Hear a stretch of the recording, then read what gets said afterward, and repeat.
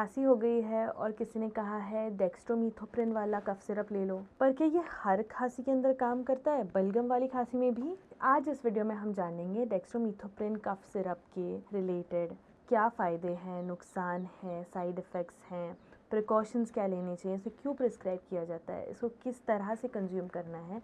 ये सारे सवालों के जवाब आपको आज इस वीडियो में मिलेंगे। अगर मैं आपको ये बताऊं कि हर एक टाइप की खांसी गलत नहीं होती, इसका साइंस समझते हैं। अगर आप पानी पी रहे हैं और आपकी गलत नली में वो पानी चला गया, तो आपको सबसे पहले क्या होगा? आपको खांसी आएगी। ये खांसी एक रिफ्लेक्स एक्शन है जो हमारा ब्रेन सिग्नल करता है लंग्स में पानी ना जाए इसीलिए, ठीक है। तो हर एक खांसी गलत नहीं होती है। अब आप मुझे बोलोगे कि इसका डेक्स्ट्रोमीथोप्रिन और ये लंग्स में पानी जाने से क्या रिलेशन है ना? तो इसका मैं आपको जवाब देती हूँ। डेक्स्ट्रोमीथोप्रिन जो है वो एक कफ सप्रेसेंट है। ये ना बलगम को पतला करता, ना ये खांसी को रोकता या इन्फेक्शन को मारता, है ना, ऐसा कुछ नहीं करता। ये क्या करता है, जो हमें बॉडी के रिफ्लेक्सेस की वजह से खांसी आती है उसको ये कम कर देता है। क्यों? ये सिग्नल पहुंचता है दिमाग में कि अब खांसी आनी चाहिए, रिफ्लेक्स होता है हमारा एक्शन वो, है ना। ये कभी कभार देखिए हमारा एनवायरनमेंट जो है, जैसे स्मोक है, डस्ट है और आजू बाजू के अंदर जो पोल्यूशन हो रहा है उसमें, उसकी वजह से हमारी बॉडी में बॉडी उस एयरवे को क्लीन करने के लिए कभी कभार खांसी एक रिफ्लेक्स एक्शन देती है। खांसी का एक वो होता है कि इससे एयरवे क्लीन हो जाएगा, है ना। तो वही मैं आपको बताना चाह रही थी कि हर एक खांसी गलत चीज़ की वजह से नहीं होती है। इसको कभी कभार एक रिफ्लेक्स एक्शन भी हो सकता है, बट ये जो खांसी होती है ये ड्राई होती है और ये इची होती है, तो ये इरिटेटिंग हो जाती है। तो इस खांसी को कंट्रोल करने के लिए हम डेक्स्ट्रोमीथोप्रिन को यूज़ करते हैं, जो एक कफ सप्रेसेंट है और वो खांसी का सिग्नल जो ब्रेन में जाता है उसको रोकने में हेल्प करता है। अब हम जानते हैं इसको क्यों प्रिस्क्राइब किया जाता है और कैसे सिचुएशन से प्रिस्क्राइब किया जाता है। हम जो ये सूखी खांसी को, जो ड्राई कॉफ है, उसको यूजुअली हम यही कहेंगे, चाहे वो रिफ्लेक्स हो या कुछ, क्योंकि वो इरिटेटिंग हो जाता है एक टाइम बाद, है ना। कभी कभार लोगों को रात में सोने में दिक्कत आती है कि सूखी खांसी हो रही है, इरिटेट हो रहा है, गले में खराश खराश लग रही है, ऐसे ड्राई फीलिंग आ रही है, तो ये ऐसे सिचुएशन में डेक्स्ट्रोमीथोप्रिन आपके डॉक्टर्स आपको प्रिस्क्राइब करेंगे। अब हम जाते हैं कि ये तो ड्राई कॉफ में हेल्प कर रही है, कि ये वेट कॉफ में हेल्प कर सकता है? बिल्कुल नहीं। अब इसके पीछे का हम लॉजिक समझते हैं। अगर बॉडी के अंदर म्यूकस है, ठीक है, तो वो बॉडी वो म्यूकस को बाहर निकालने की कोशिश करेगी, और डेक्स्ट्रोमीथोप्रिन जो है वो एक कफ सप्रेसेंट है, वो म्यूकस को सप्रेस करेगा। वो म्यूकस का बाहर निकलना बहुत ज़रूरी है, क्योंकि वो क्लीन कर रहा है हमारे लंग्स को। अगर वो बाहर निकल रहा है तो एक तरह से, है ना, हमारा एयरवे क्लीनिंग हो जाता है। तो ये सही नहीं है कि अगर वो हम डेक्स्ट्रोमीथोप्रिन अगर हम कोई पेशेंट को प्रेस्क्राइब कर रहे हैं वेट कफ के लिए, तो उससे तो वो खांसी सप्रेस हो जाएगी, वो अंदर चली जाएगी, तो उसका कुछ फ़ायदा ही नहीं है। आप समझ रहे हो? इसीलिए वेट कफ की और ड्राई कफ की मेडिकेशंस बहुत डिफरेंट होती हैं। अब हम जानते हैं कि डेक्स्ट्रोमीथोप्रिन काम कैसे करता है। अभी इसको एक एग्जाम्पल के साथ समझते हैं। अभी समझिए कि आपने फ़ोन कुछ यूज़ किया है, आपने फ़ोन रख दिया। अब फ़ोन आपने रख दिया है, बट बार बार नोटिफिकेशन आ रहे हैं, टिंग टिंग टिंग टिंग हर 2 सेकंड में। तो ऐसे सिचुएशन में आप क्या करोगे? नोटिफिकेशंस को म्यूट कर दोगे। कि कुछ इसी तरह से डेक्स्ट्रोमीथोप्रिन हमारे बॉडी में काम करता है। जो ड्राई कफ होता है वो कभी कभार इरिटेटिंग हो जाता है बार बार जब आता है ना। तो डेक्स्ट्रोमीथोप्रिन क्या करता है, कफ सेंटर को जो हमारे ब्रेन में उस कम करता है, वो सप्रेस कर देता है, जिससे हमें बार बार सूखी खांसी नहीं आती और पेशेंट ज़्यादा इरिटेट नहीं होता। अब आपको ये जानना ज़रूरी है कि ये नोटिफिकेशन म्यूट तो कर रहा है, बट ये प्रॉब्लम पूरी तरह से ख़त्म नहीं कर रहा है। ये टेम्पररी सोल्यूशन है।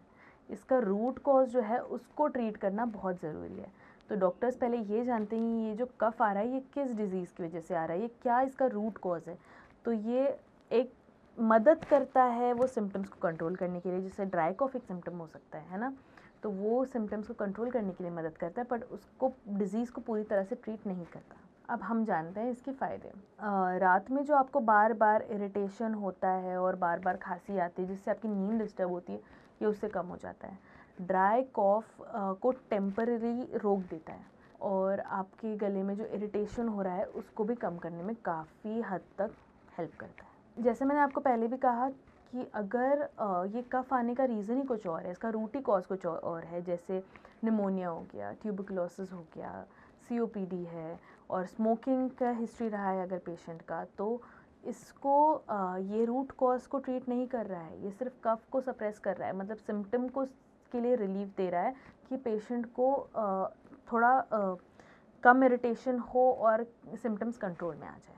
अब डेक्स्ट्रोमीथोप्रिन को आप जो फॉर्मुलेशन में आपको डॉक्टर ने प्रिस्क्राइब किया है, जैसे टैबलेट फॉर्म में या सिरप फॉर्म में, जिस हिसाब से आपको प्रिस्क्राइब किया आप उस हिसाब से इसको कंज्यूम करिए। इसको आपके हर एक पेशेंट को अलग डोसेज के हिसाब से दिया जाता है, क्योंकि बहुत सारे फैक्टर्स इंक्लूड होते हैं, जैसे एज हो गया, वेट हो गया, है ना, और जैसे आपको अगर कोई और डिजीज़ कंडीशन है, आप कोई और मेडिकेशंस ले रहे हो, उस हिसाब से आपके डॉक्टर इसको प्रिस्क्राइब करेंगे, आप वही डोसेज में लीजिए। इंस्ट्रक्शंस को फॉलो कीजिए, आप खुद से डोसेज मत लीजिए।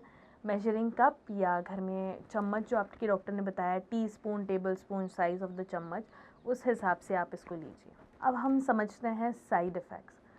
ड्राउजीनेस, नौशिया और पेट में दर्द, ये कॉमन साइड इफ़ेक्ट्स हैं इसके, और हाई डोजेस पे बहुत मिसयूज़ करते हैं लोग कि उसके साइड इफ़ेक्ट्स ये हो सकते हैं कि कन्फ्यूजन, हेलुसिनेशंस और नर्वस सिस्टम पे इफ़ेक्ट्स आपको दिखेंगे। ऐसे कुछ भी अगर आपको लग रहा है प्रोलॉन्ग्ड यूज़ के बाद, तो आप अपने डॉक्टर से कंसल्ट करिए और तभी ये मेडिकेशन को कंज्यूम करिए। और अगर साइड इफ़ेक्ट्स बहुत ज़्यादा सिवियर होते जा रहे हैं तो आपके डॉक्टर्स उसको कम करने के लिए अल्टरनेट मेडिकेशन भी दे सकते हैं। हम आगे बढ़ते हैं प्रिकॉशंस की तरफ। आपको ये चीज़ें याद रखनी है कि अगर आप एंटी डिप्रेसेंट्स ले रहे हैं, आप प्रेग्नेंट हो या आप ब्रेस्ट फीडिंग कर रहे हो या आपको सीओपीडी या प्रोडक्टिव कॉफ का, जैसे वेट कॉफ का, बलगम वाली खांसी का हिस्ट्री रहा है, तो आप अपने डॉक्टर्स को पहले ये बताइए कि आपको ये तकलीफ़ हो रही है। आपके डॉक्टर को डिसाइड करने दीजिए कि आपको डेक्स्ट्रोमीथोप्रिन से कंटिन्यू करना है या नहीं करना। बहुत से लोग ये सोचते हैं कि खांसी कम हो गई है तो अब ठीक हो गई। इन्फेक्शन ट्रीट हुआ है या नहीं, इसका गारंटी खांसी ठीक होने से नहीं होता, क्योंकि टेम्परेरी रिलीफ के लिए आपकी खांसी ठीक हो जाएगी, पर आपको इन्फेक्शन और उसका रूट कॉज जो है वो आपके डॉक्टर्स ही बताएंगे। ओके, तो आप खुद से सेल्फ मेडिकेशन अवॉइड किया करिए। और ये याद रखिए कि खांसी कम होना ये नहीं है कि हमने रूट कॉज को ट्रीट कर दिया है। तो आज के इस वीडियो में हमने जाना कि डेक्स्ट्रोमीथोप्रिन जो है वो ड्राई कॉफ में काम करती है, जो इरिटेटिंग होता है ना, उसको हील करने में हेल्प करती है टेम्परेरी रिलीफ के लिए। ओके, ये बलगम वाली खांसी, दैट इज़ वेट कॉफ में, ये बिल्कुल काम नहीं करेगी।